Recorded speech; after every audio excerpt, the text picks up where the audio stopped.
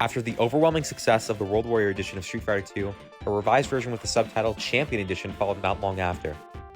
Admittedly, reviewing this game is fairly difficult, as most things stay the same from the original version, just with some minor tweaks and additions. Are these changes enough to bring up Street Fighter II to the game where people remember it being? Let's see.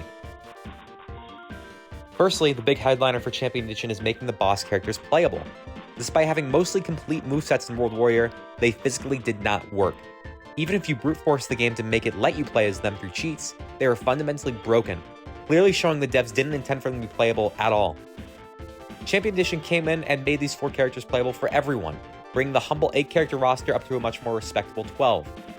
All these new fighters fit in great as well. They maintain the theme of the game, with the fighters being quote-unquote world warriors, different challengers from all different walks of life and from different countries.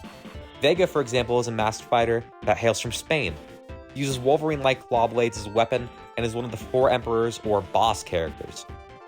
They all play great as well. Balrog is a little lacking in terms of inputs, but for the most part, these characters are some of the most fleshed out in the cast, with some having a whopping 4 special moves. So what else has changed? Honestly, not too much. There's some minor balance adjustments, but unlike with future revisions, it's not the point of this upgrade. One of the major points is the aesthetic and cosmetic changes. Some character portraits have been tweaked, UI elements have been adjusted, but where most of Capcom's resources went to were the backgrounds.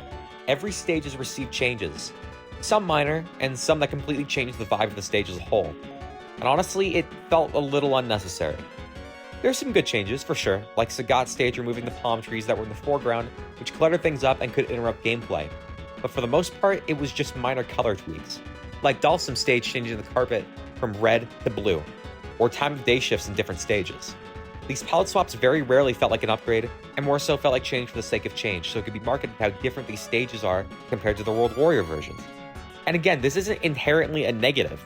All of these cosmetic changes really did feel like side grades rather than direct upgrades, which was weird to see when going through the arcade mode.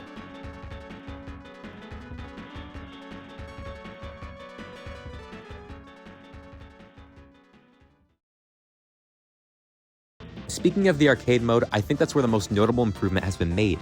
The AI in this version is far more manageable, and it doesn't feel like the CPU gets to cheat as much as in the World Warrior version. There are some questionable moments still, where it feels like charge inputs don't need to be charged, but as a whole, there wasn't any of the impossible grabs or anti-airs, which was appreciated. Outside of the AI improvements though, there's little new to talk about with the arcade mode. As a whole, Champion Edition is certainly an improvement from World Warrior, but it feels like a product of its time, an upgrade that could be installed on arcade boards to fix some of the problems the game launched with a year prior, rather than be a whole new game or have enough content to justify separate purchase if it were to be released today. But an upgrade is an upgrade. It fixed some World Warrior's issues, including some that I didn't mention, such as mirror matches finally being possible, and one alternate color for each character to add variety. But I can't help but feel like it didn't go far enough. Street Fighter II still has a plethora of quirks and problems, despite what this upgrade got right. The game is still slow, it lacks depth, the character portraits are still mostly goofy looking. The translation errors are still present, and overall, the game still doesn't have enough content to justify me sitting down and playing it beyond an arcade mode playthrough and a couple versus matches. I can only hope the future versions rectify these issues and get these things right. Champion Edition, though, gets a 5.5 out of 10 from me, with it leaning closer to a 6 than a 5.